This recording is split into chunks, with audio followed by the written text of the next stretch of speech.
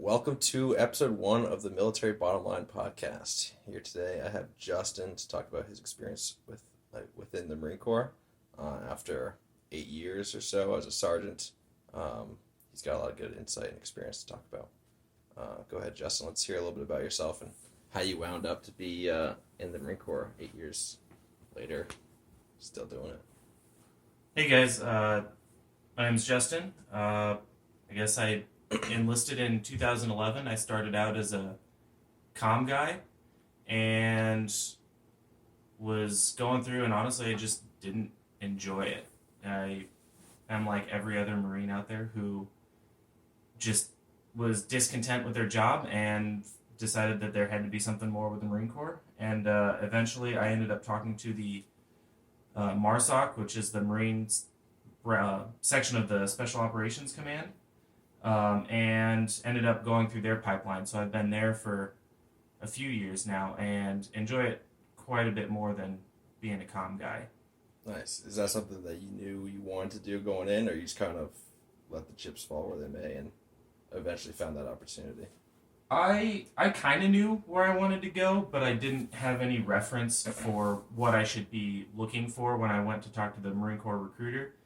And like everybody else joining the military, the recruiter is trying to get numbers, and he has his job to do as well. So I just didn't get a lot of good information about what I wanted to do from him. So eventually I kind of figured it out through talking to people in the Marine Corps to get where I wanted to go. But yeah, I didn't know that I wanted to come in and do special operations. I just knew that I wanted to do the Marine Corps thing. So then you picked the Marine Corps. The Marine Corps, the recruiters of the Marine Corps didn't come to you. You went to them? Yes. Okay. I went and I talked to every recruiter except the Navy because he just never gave me a call back. I went and I talked to an Air Force recruiter, Army recruiter, and the Marine Corps just sounded like the better option to go do the military thing, to go. Do you feel like you did your homework when signing up, or you just kind of it's a pretty daunting task that I know I could have done more to educate myself as I was entering, but I kind of just, I was trying to join the Air Force, similar to your Navy experience. The dude just never called me back, and the Marines ended up scooping me up. So I was right for the picking, but I know that it sounds like you actually made an effort to talk to everybody. Is that? I did make an effort to talk to everybody, but I didn't make enough of an effort to find out what it was actually like. So really it came down to the Army and the Marine Corps, and I was looking at, medic jobs and comm jobs and stuff like that in the Army, and they would have let me enlist up to an E4 because I was an Eagle Scout and I had some college under my belt. Really? And if you memorize the phonetic alphabet, at least when I was joining, they would have given you an extra rank. No kidding. Prior to going to boot camp. That's a pretty easy promotional requirement right there. It is. It took me almost 4 years to become an E4 in the Marine Corps, where I could have been making that from boot camp in the Army. No kidding. And I don't know why I joined the Marine Corps. I guess I wanted to do the military thing, and it seemed like there was more of an opportunity to do that. Where if I would have joined the Army as a comm guy, it's a much more vast branch. So I thought that the Marine Corps made more of an effort to put all of their jobs into those combat type positions. And turns out they just don't. Interesting. Huh. So you were disappointed where you ended up in the Marine Corps then?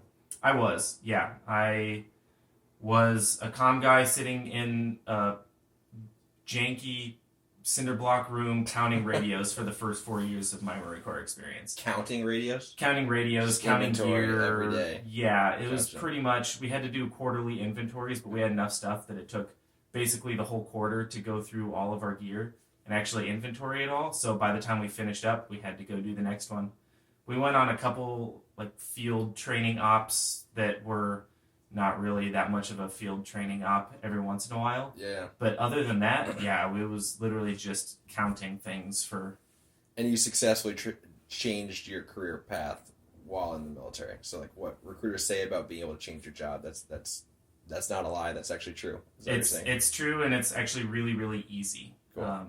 if all you have to do is be able to pass the next school that you want to go to, whatever training that you would have to go through as an entry level person to go do that next job, that's all you have to do. And each unit has somebody dedicated to helping you do that. If you don't like your job, like most of the military,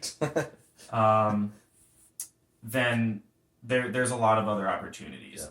But the thing is, I feel like a lot of the discontent is people wanting to feel victimized. They want to dislike their job. It's the cool thing to do, being a young 18, 19, 20-year-old kid just saying, oh man, I got screwed over. You know, looking back, yes, I didn't enjoy my job, but there was still a lot of good opportunities, and I still, you know, I worked Monday through Friday, 8 a.m. to 5 p.m. Like, it was, you know, I had an hour and a half for lunch every day. Yeah. So it wasn't a bad life. It wasn't a bad life. It just wasn't what I joined the military to do. Yeah, yeah. So, yeah, it's absolutely doable. It's just I didn't join the military to count radios and antennas. I joined the military to go do the military thing. Yeah, yeah. So it's interesting. I mean, I feel like there's definitely something to be said for once you're in, people end up feeling like they have the right at that point to complain, and it becomes like kind of a negative, you know, like there are definitely obviously the negative people and the positive people. And so it sounds like there's a lot of negativity where you were. Would you say the same is true for where you are now, or are people pretty content, or in comparison at least? In comparison, people are much more content where I'm at now. There's still some complaining that goes on, but there's going to be complaining literally anywhere you go in life. Yeah. Anywhere that you have people working for somebody else, or working for themselves, or just working, or just existing in life, you're going to have people who complain. Yeah. So, yeah, but overall, people like their jobs a lot more, and people want to be there and want to work and do their thing. Because nobody just ends up where you are on accident, right? Like, you have to intentionally make that effort to get there. Yeah, so it's a pretty long process. Yeah. You know, it was just under 2 years from when I was able to go to our selection course to when I was actually able to get to my unit. And I imagine you had multiple opportunities to change your mind throughout that process. Oh yeah, it was every day you can quit. So, did you ever think about it? Not legitimately. By that time, I knew that that's what I wanted to do, and there was definitely some hard stuff about it.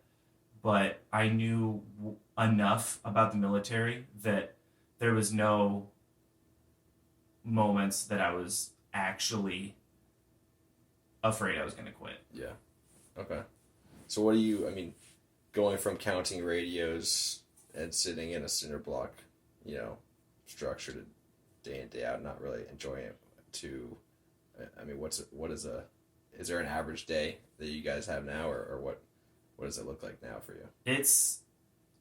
There's really honestly not a lot of average days. I know one of MARSOC's slogans for a while was every day is different, or today will be different. That's what it was. That sounds familiar. Today will be different, and it really is. There's a lot of just prep for different training to do. I've bounced all over and done all kinds of different training all over the country. Fun training?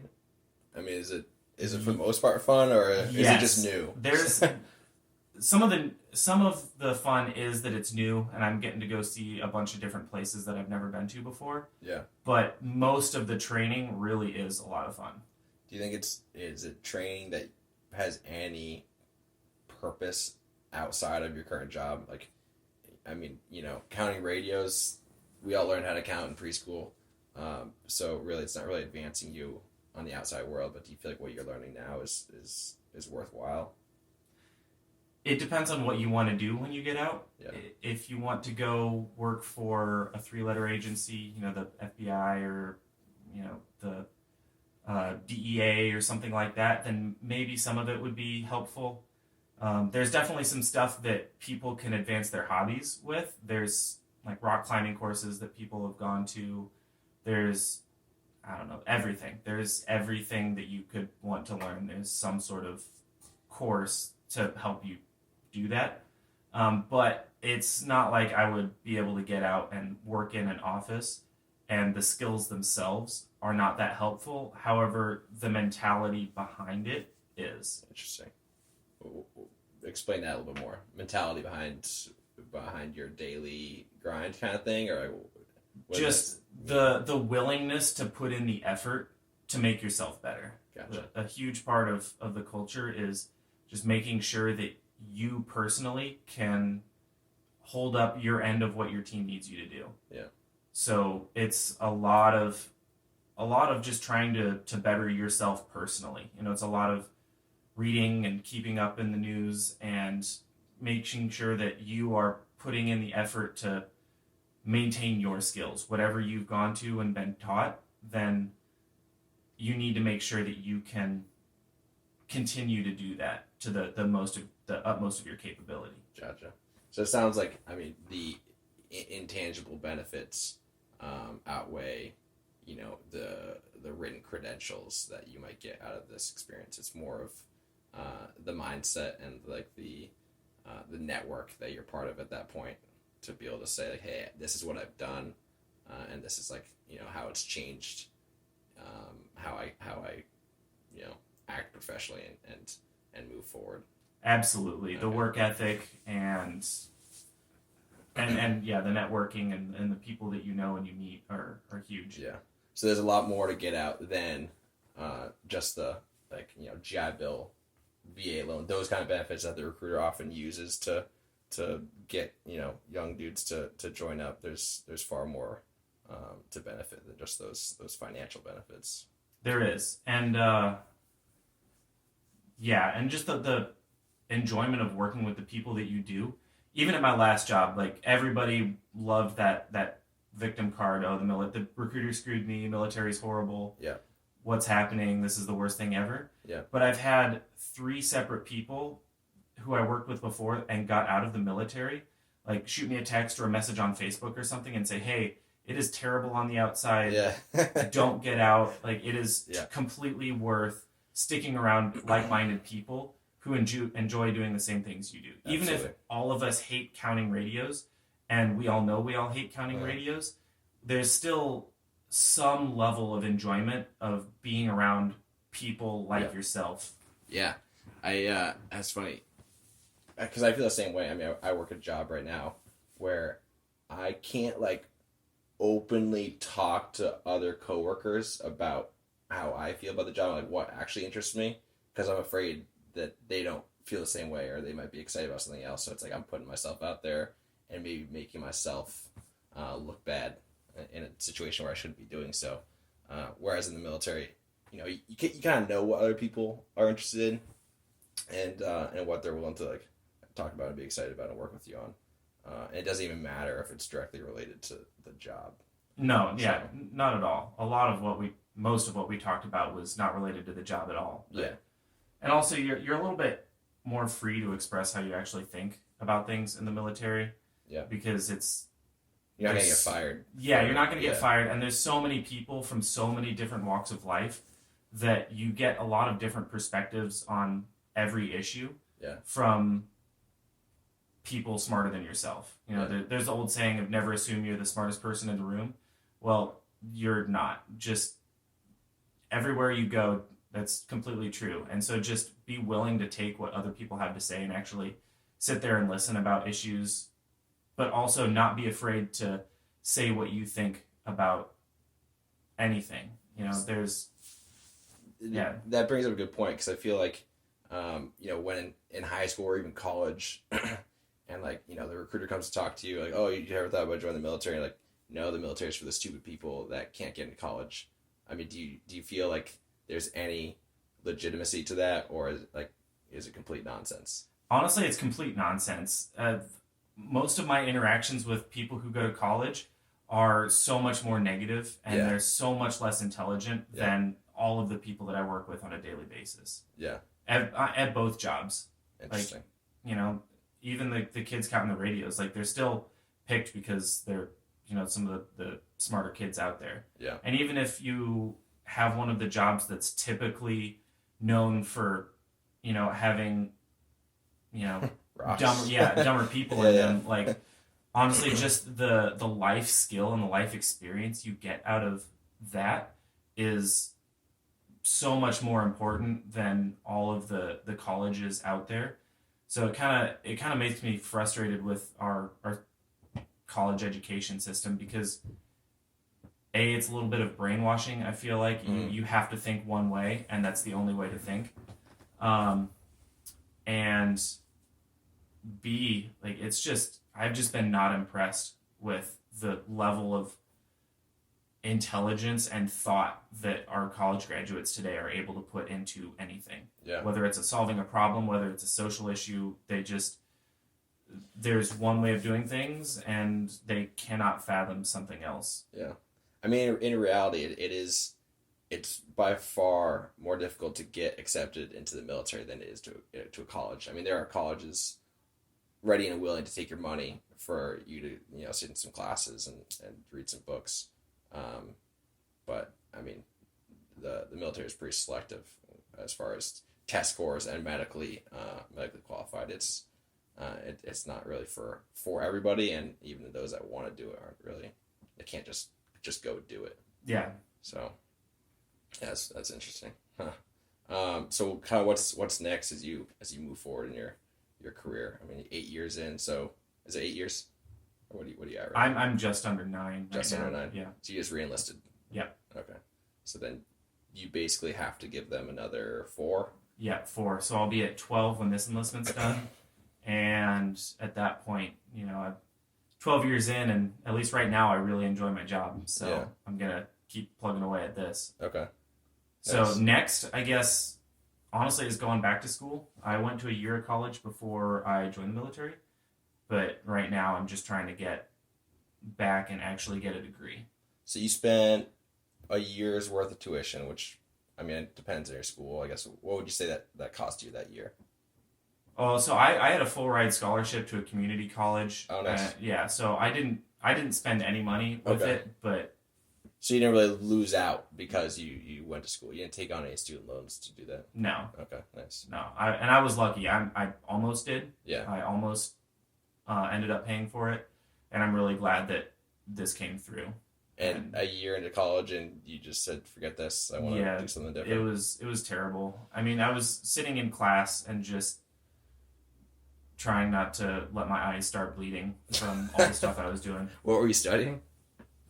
I was doing just gen eds. Okay, I didn't really have any sort of specific anything I was working towards. gotcha. So yeah, I mean, going to school when you already know that you're more of an active personality, and just going to sit in class, wondering every day, why am I doing this? What's the end goal? That's a pretty miserable feeling. Right, and I'm not knocking college. I feel like I've had a couple really negative, hard negative stances on school, Yeah. and I'm not. Like, I'm trying to go back to school, and there's awesome benefits even while you're in the military. You don't have to use your GI Bill. They'll pay for it, and I want to go back to school. But I'm in a better place mentally where I can actually focus and I want to be there. You know why you're there. Exactly. Yeah. Rather than like, oh, your parents told you like this is what you do next. Yeah. Just our society has developed this culture of you have to go to college or you're dumb. Okay. Like, no, do a trade school, join the military, do something. So you said they'll pay for your school without even using the GI Bill? Is that what you said? Absolutely. Yeah. What is that? How does that work? So each base, there's an education office that's their whole goal is to help people continue their education. And you just go in there, tell them you want to keep doing school, tell them what school you want to go to, and you just submit a form with however much the school is charging you. Yeah. Or actually, I think how it works is you submit the form to them so the college actually bills the government directly. Okay. And just says, hey, this guy's taking this class, and here's the money for it. Yeah, that sounds right. Because when I did a couple classes while I was in, I never saw any money. I just took paperwork from one place to the other. And next thing I know, I was in the class and it was taken care of. Yeah, it's kind of a complicated process, but they have people there to help you through it. They'll tell you exactly what websites to go to and what forms to fill out. Is that a military job? If somebody were to want to be like, it sounds like an education counselor kind of thing. No, I think they have civilian Civilians, contractors or DoD employees or somebody doing that. Yeah, It's definitely civilians in there, Yeah. though. awesome. Do you know what you want to go to school for, or still kind of working out the specifics of that? Right now, I'm thinking a business degree because it is helpful everywhere. Yeah. You know, and the military is a business, and the way it works is a business. Yeah. So, and just understanding how interactions work between, different entities is helpful. And then also, just when I do leave the military, a business degree is applicable pretty much anywhere. So I'm just thinking that it's going to be the best all-around option for me to go back and get my degree. Nice. And do you start as are you a freshman? You know, a 30-year-old freshman going to school after this, or I mean, No, this is the year you did beforehand, and anything you've done in the military, does that count to not make you feel like you're hanging out with a bunch of 18-year-olds? yeah, you get college credits for pretty much everything you do in the military. Boot camp, you get some college credits. Most of the follow-on schools that you go to, you get college credits for. Even if it's, you're going to be a truck driver, there's still some benefit. There's still some credit that you can get from that. Most of the little courses and stuff you do for the military has been officially accredited, and you get benefits for that. Like being a comm guy, I got some college credits from that. So the military gives you essentially a transcript, right? So like every course you've gone through, it's documented, and when you get out, you basically can access this transcript that you can then give to a school, right? Yes, and that's part of like this education office's job, is to make sure that they can get that transcript to the school that you're going to, and they help you through that whole process. So when I am actually applying to schools, I can look and see who will use the transcript to the maximum benefit for me. Based so that way on I what can, you're studying. yeah, based on what each course has given me and what I'm trying to study, they'll put that towards different degrees. So you can say, hey, I want to go to this college versus this college. Yeah. How are they going to apply the credits that I have? So it's up to the college you're looking at to determine how many credits you can actually take over. It is, but let's say you went to 2 years of a community college. They still can pick and choose how they want to use those credits. Gotcha. Even transferring with no military service whatsoever, they still pick and choose how they want to apply your credits. It's a lot more beneficial if you already have an associate's degree. Yeah. Because then they'll say, okay, even if the credits that he took at this other community college for this associate's degree don't exactly meet the requirements for our associate's degree with this, he still has the associate's degree, so you start at that point. Gotcha. But if you're short of those credits that are required, they'll pick and choose where they get applied. Yeah. That sounds right, because I know I switched over in the school I graduated from. I had, I don't know, a bunch of credits. But most schools still have a requirement that you need to complete either 20 or 30 units with that school for them to actually give you a degree from that school. Yeah. So you can't get away with doing 0 classroom time, but relative to starting out from the beginning, it's pretty close to 0. Yeah, and some colleges are better about using the credits than others. Some colleges will basically say you have to do everything through us. Some colleges will take pretty much everything you have and apply it to the your maximum benefit. And it's really just calling the different universities and sending over your transcript, and they'll tell you how it gets applied. Gotcha. And are you gonna have time to do this while on active duty? There's always time. Yeah. I've got one of the busier jobs in the Marine Corps, but there's still time. So you're not gonna go to class. I assume it's gonna be online. Yeah, I would do one class at a time online. Gotcha. And it might take a while for me to get a degree, but it's better to start working on it. Yeah. And yeah. I really wish I would have started doing that 8 years ago when I first got in. Yeah, you'd probably be done by now, huh? Right, I would absolutely be done by now. Yeah. So then, if you're able to get the degree done without using the GI Bill, what do you do with the GI Bill? You can do a number of things. I think if you're in the military for long enough, you are allowed to transfer the GI Bill over to a spouse. Yeah, I think 11 years or something like that. Yeah, something like 10 or 11 years, somewhere in there. And then I can use it for anything I want. I can continue college and, use those 36 months of college to try to get a master's and start working on a doctorate if I want. Yeah. I can use it for trade schools, like if I wanted to go be a welder or a pilot or something like that. Yeah. I don't know a whole lot about the pilot training, but I know people have applied it towards that. Yeah. I don't know what that would look like, but I know our friend Matt, he already got his master's degree with it. He's got 6 months of the JABO left, and it's money sitting there. But because of when he joined, it expires at 15 years or whatever. So he's literally looking at these travel adventure trips that somehow have a curriculum built into it, but it's really just a month-long vacation.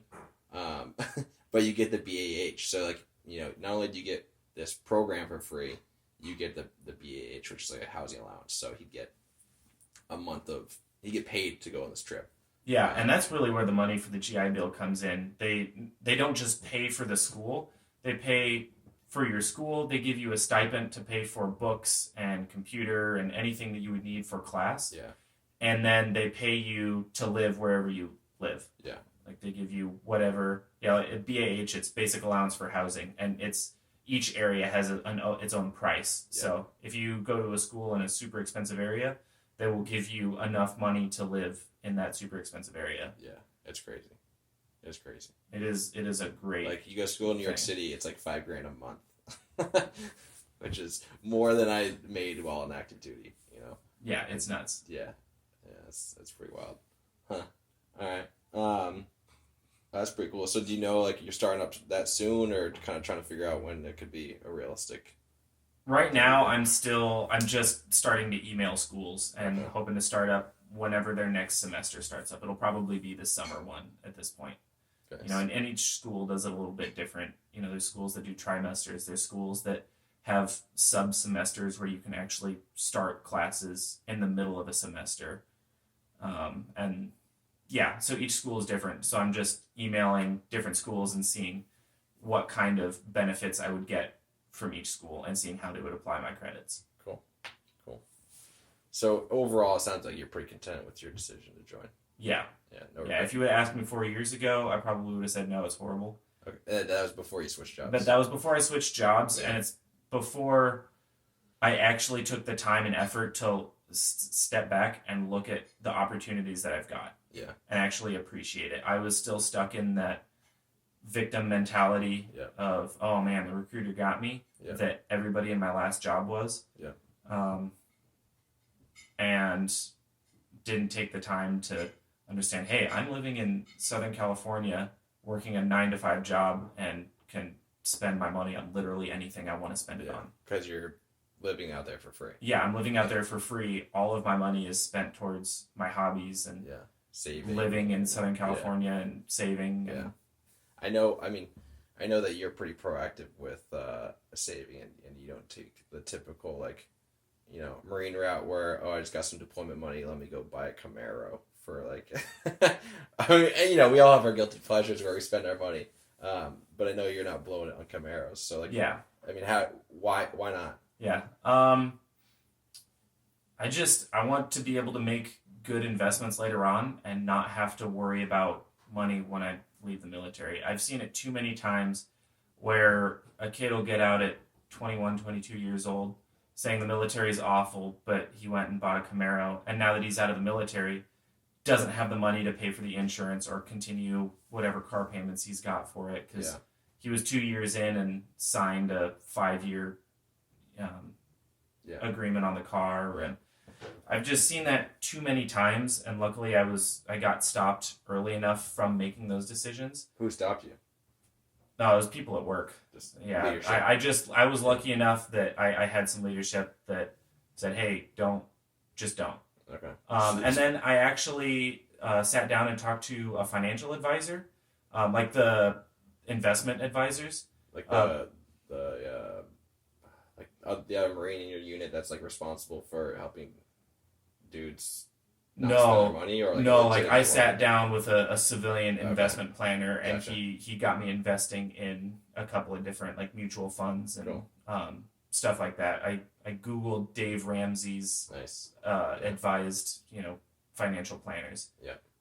And for those of you that don't know, Dave Ramsey is just a financial guru. Yeah. He has a very, I don't want to say easy, but a very simple laid out plan to start getting out of debt and start saving money. Yeah. So I think you have to pay for it for his plan, which sucks, but it kind of sounds a little ironic. But I mean, I've given his book Total Money Makeover to numerous young Marines because I think it should be required reading. It is, and I think everybody when they get to their unit should sit down and make a budget. Yeah. And So then, the basic thought behind a budget is you decide how much you want to save, and then you plan your budget around that. You say, okay, I want to save $200 a month, and this is where I want to put it. How much? What are my required fees? What are what are my food fees? What are my fun fees? And you sit down and lay it out. And there's all kinds of resources out on the internet that you can get to build a financial plan. But sitting down super early and setting aside money was huge. And so what I did is when I sat down and talked to this guy, he gave me a couple of different accounts to invest in. He gave me, I signed up with a Roth IRA through him, a mutual fund. do you still work with him? Like, you still interact with him? Oh yeah, I called him yesterday. Oh really? Okay, so it's been a long-term relationship with him. Yeah, Nice. absolutely. Cool. Super helpful guy. But I set up accounts directly from the government. So when you join, you have a pay account where you can decide where all of your money goes. Yeah. And so I logged on to direct deposit goes. Right, where your direct deposit, but you can also set up allotments to go to other accounts. Huh. So I set up allotments that went directly to these other accounts. Nice. So I don't even see it. I don't see the money. I don't feel that it's gone because I'm not having to each month look at my bank account, get money into it, and then having to watch it drop by $200.